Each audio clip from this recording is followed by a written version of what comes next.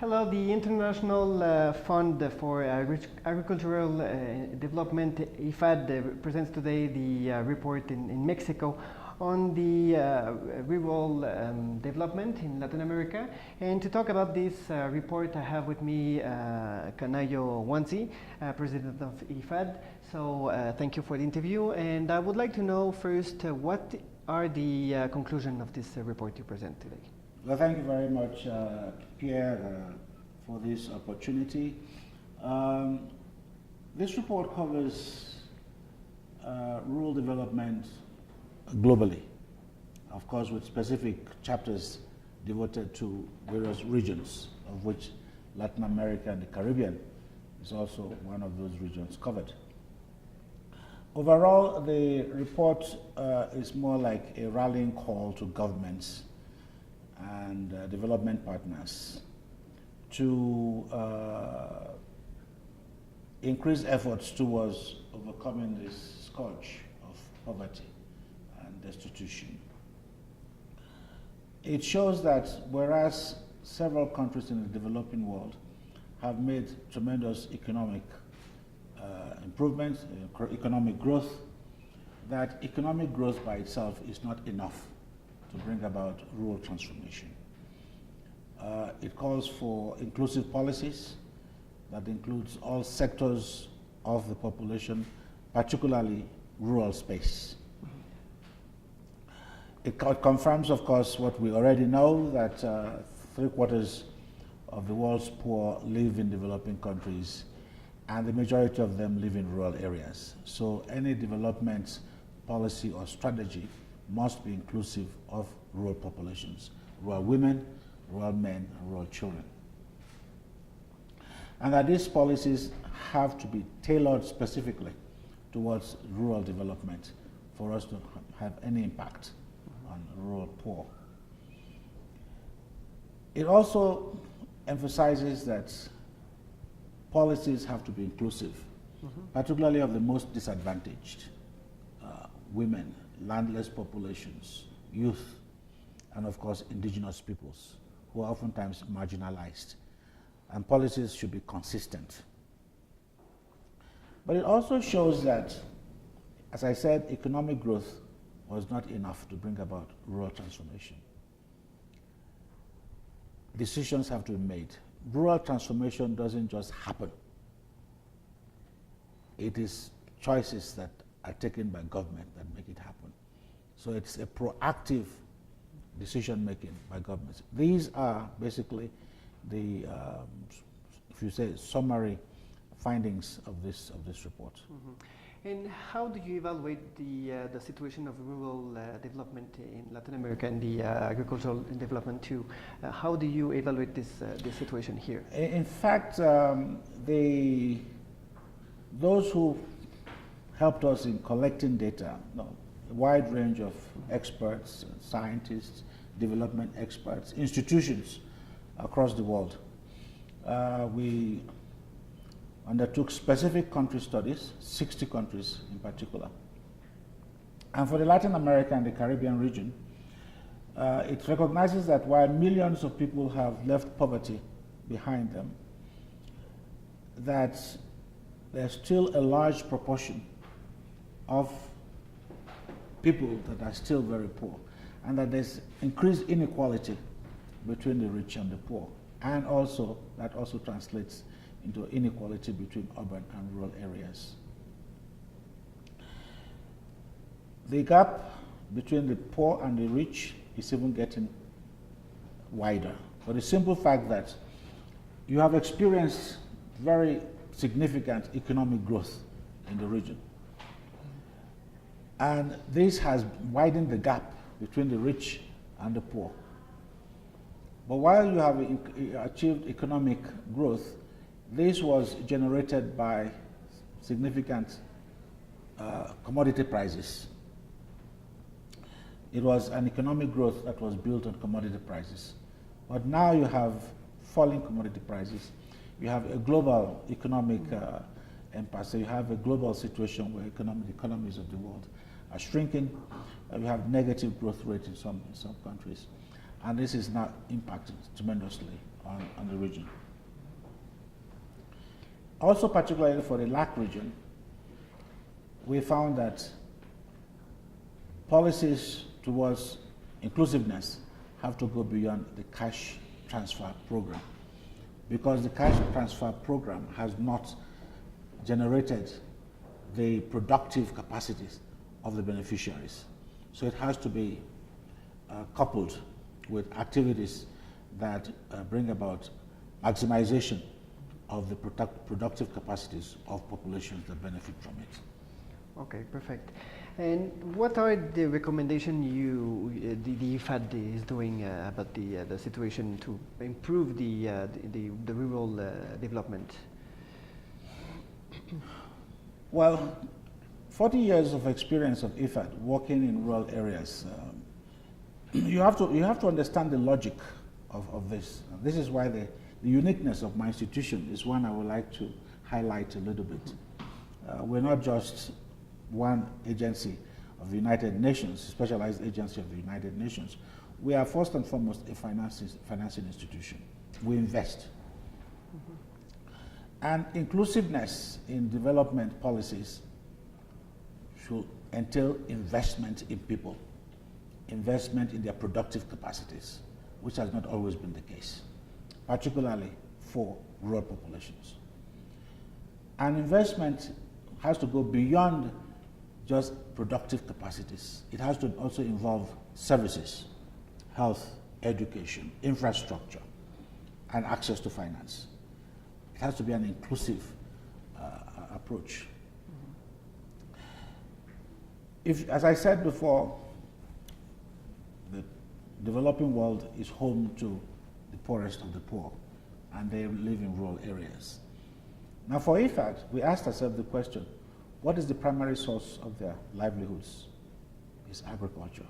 What kind of agriculture? Smallholder agriculture. So if you really want to invest in people, you want to invest in what they're engaged in, agriculture. But it has to be agriculture that goes beyond subsistence. It has to be agriculture that goes into market access, the whole value chain. So we have to invest not only in increasing production and on-farm, but also off-farm activities, storage, conservation, value addition, transformation, and market access, market information, all the way to consumption. And here, this is where youth come into it, and women. The report says that, in fact, we know that no country was able to achieve its own transformation without women getting the same opportunities as men. We know that when youth are unemployed, they become highly susceptible to rhetoric, and it actually encourages migration from the rural to the urban areas. So the report says, creating economic opportunities.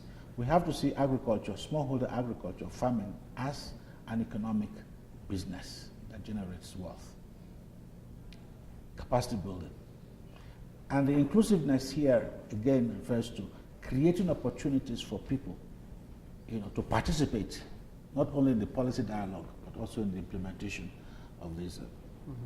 I think particularly for Mexico and some other Latin American countries, it's essential to take note of what we said, that we have to invest in the productive capacities, particularly of the beneficiaries of the cash transfer program.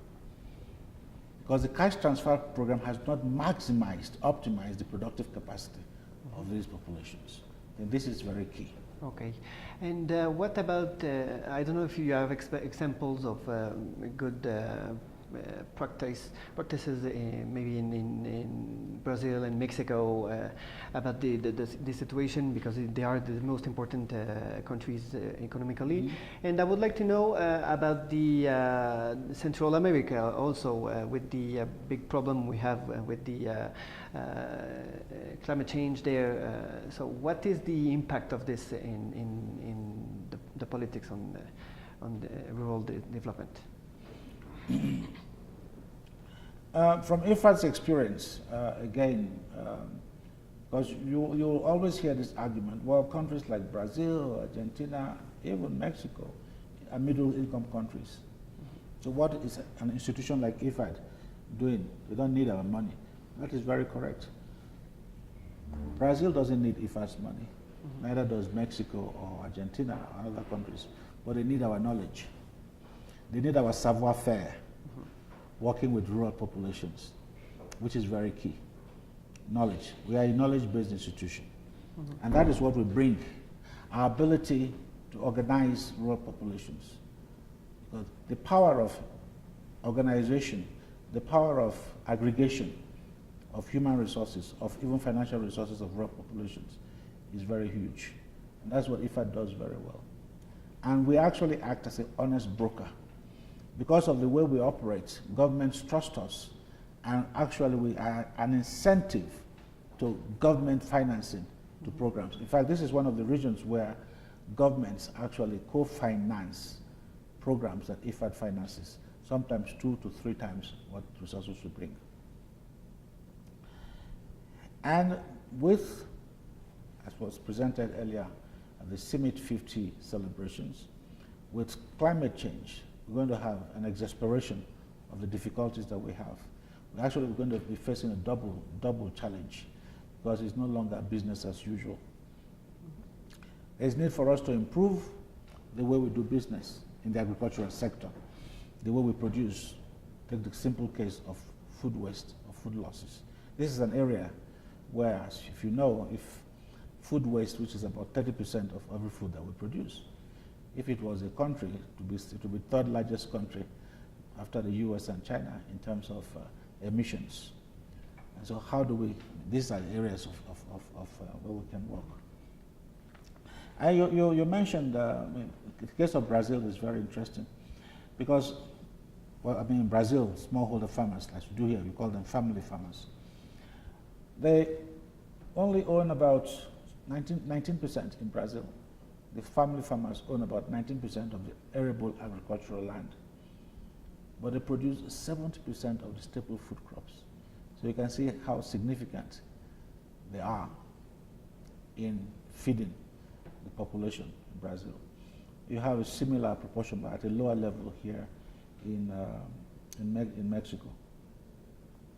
The report also showed specifically for Mexico that Mexico has undergone a very quick structural transformation, but this rural transformation and poverty reduction have been slow compared to the other countries in Latin America. And this is very instructive. And this is why we actually are investing in one of the projects here in Mexico, this Prospera, which is basically one of the largest cash transfer programs, where IFAD is creating opportunities for increased productivity of the populations. Okay. And I would like to know how the region can eradicate the poverty with better, maybe rural politics on development too. Well, I think that's what I said at the beginning. You know, it doesn't just happen. You know, rural transformation is a choice that governments must take. I think this is very key. And it involves making inclusive policies.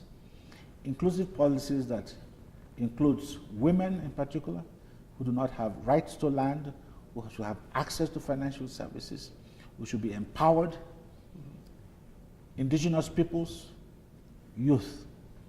These are 3 distinct groups of people that are marginalized in society for one reason or the other, and they seem to share the same characteristics. Young men and women have difficulties accessing financial assistance from banks. They have no collateral. Women oftentimes are discriminated, and they work sometimes twice as hard as women, even in the food system. Indigenous people are denied rights to their land rights. People will invest when the land belongs to them. So that is certainly one area. And there are many other areas. I think the report actually emphasizes 2 things which is very critical.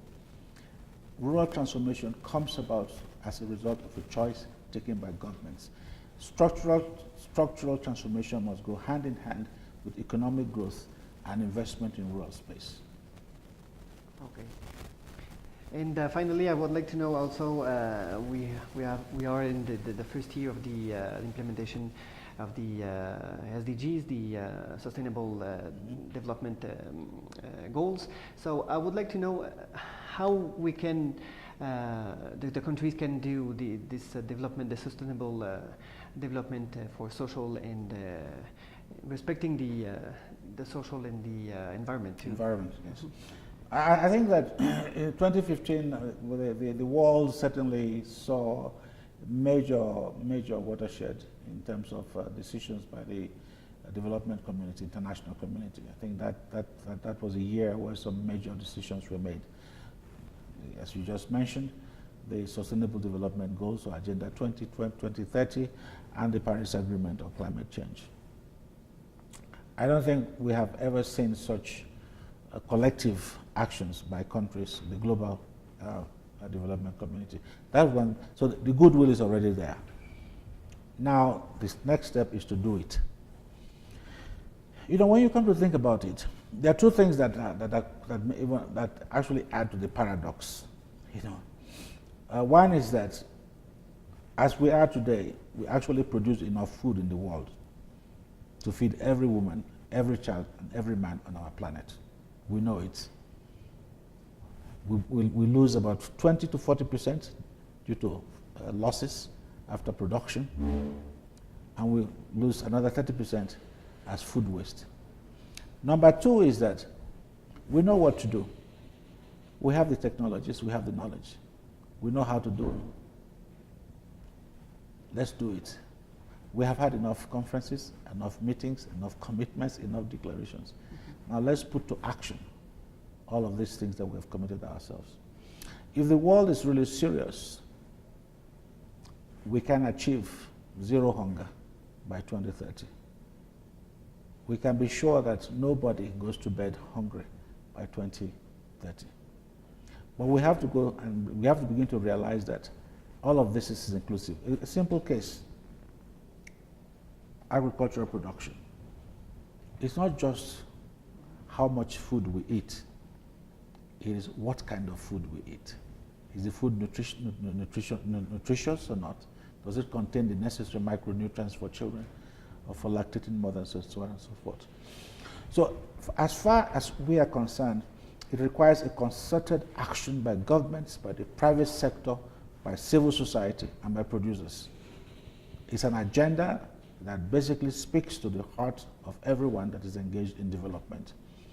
The question is, are we actually committed to invest the money that it takes, the trillions and trillions of dollars that it takes to achieve these goals?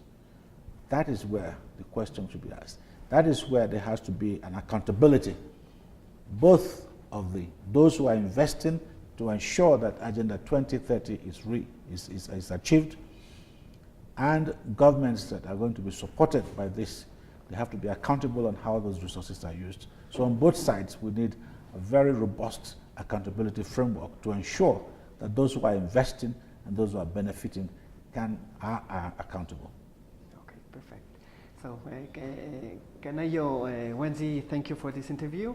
You're the president of the IFAD, and so enjoy your tour here in Mexico. Thank you very much. It's been a pleasure. Thank you. Thank you. Thank you.